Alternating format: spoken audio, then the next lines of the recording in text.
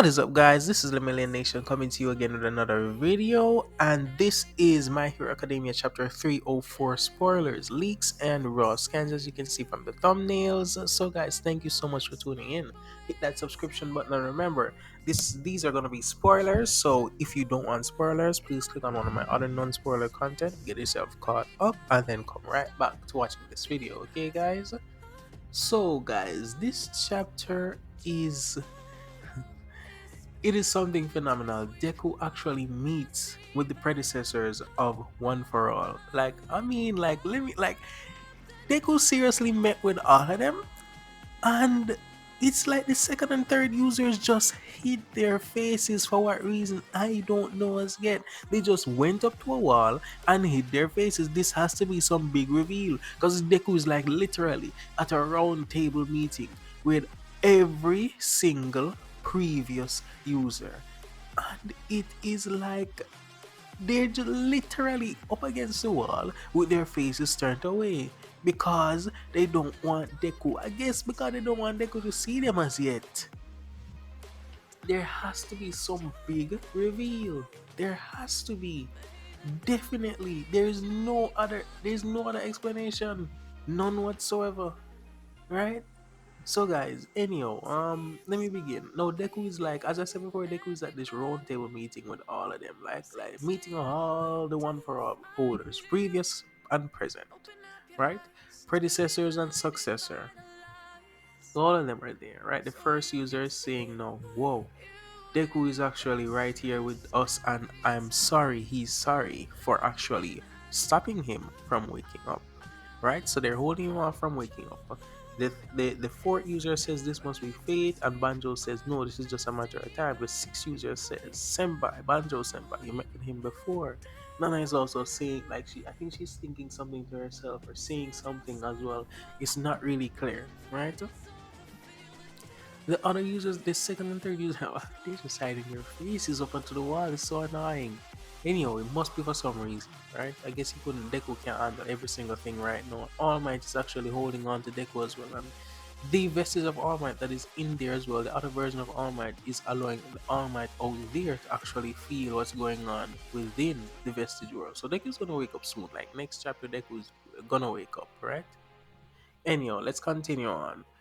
So we see the fourth user opening up his eyes, and then he's describing something to Deku, and Deku's very surprised, incredibly surprised. I think that scar right there is not translated as it, but I think that scar right there was caused by One for All. Deku saying, "Wow," and he's seeing what it has done to his body as well. Deku made a serious decision in this chapter. I don't think Deku is going to have a successor, especially because the people are going to actually find out what well, not especially because that has to be a secondary reason, but everyone's gonna find out how that One for All can be transferred now. It's gonna die with Deku, yes, but it couldn't be transferred to normal people anyhow, right? Couldn't be transferred to normal people anymore anyhow, right? Because I think it has reached quirk singularity, and it's destroying his body so much and destroyed so many persons' bodies before previously. So I think that's why Deku actually came to that conclusion, right? So everyone is there like I think Deku's meeting with them one by one by one by one by one, right? And Nana Shimura actually asked Deku, can he really kill Shigaraki? Because they know they need to kill him if Deku is the last user One for All, right? Whether Deku lives or dies right here, he dies with him. And or he just lives with him until he dies, right? All Might is there feeling out everything that's going on. And they're seeing like All Might, who was a previous younger Toshinori going to actual school, and he was like behind Deku. Like I think they're talking about the ones who actually went to UA high school, right? And Deku was looking at things and why he was really changed. Like look at that, All Might is in the same uniform as Deku, so I think All Might actually went to UA high school as well, or probably a similar high school. But each and every person that was there, I think this is All Might's vestige that's in there, that's not fully formed out as it is, like a ghost form of All Might, really, right?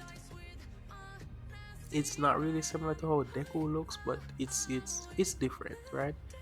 Nana is there now talking to him from her chair, like I guess he's talking to each and every single one of the vestiges And that's how Deku actually came to the conclusion. Deku's looking at his arms as if like, what is really going on? That look that he's always doing, and he's wondering, right?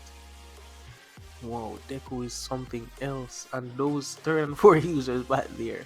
Anyhow, guys, yeah. So that's basically what took place in the chapter so far, right? Deku really surprised us, like with his conclusion that he has to be the last successor of One for All, right? He has to be the definite last successor because Deku is someone who doesn't want others to get hurt, so it's not selfish. I know it's not something that is selfish that has been done like that. That Deku is actually doing. That Deku is actually doing to just say that okay, right? We need to actually stop someone else from getting the credit. No, it's not something like that. And it's like we can clearly see the second user who has Bakugo's gauntlet and he has a shorter cut.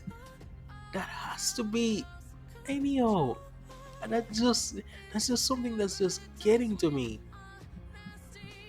Definitely.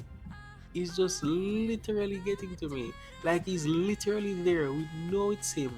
And they're just teasing it more and more and more.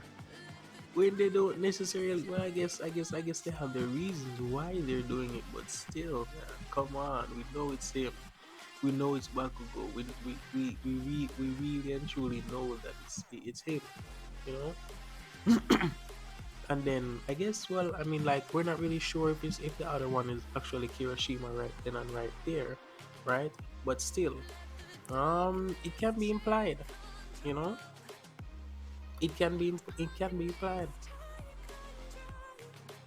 But anyhow, guys, um, we see various different vestiges of One for All, and they're all talking to Deku at once. And I wonder who they have to kill Shigaraki and kill all for one, and like kill all the most powerful villains out there now, and the world has to survive without after Deku's gone, without him, right? Without One for All, without a symbol of peace like that, they have to develop their own symbol of peace, you know. The ending of the chapter says that Deku should prepare to be tested. Someone is saying that. And then now we have an ending out of the chapter. We have no break next week. Guys, thank you so much for tuning in. Leave a like, comment, check out my Twitter account. Thank you so much for tuning in. This is Lemillion Nation signing out. Oh, Lemillion Nation is my Twitter account. Okay, just check it out. Give me a subscribe and let me know what I can do to improve as well. No, thank you so much for all your support and thank you again.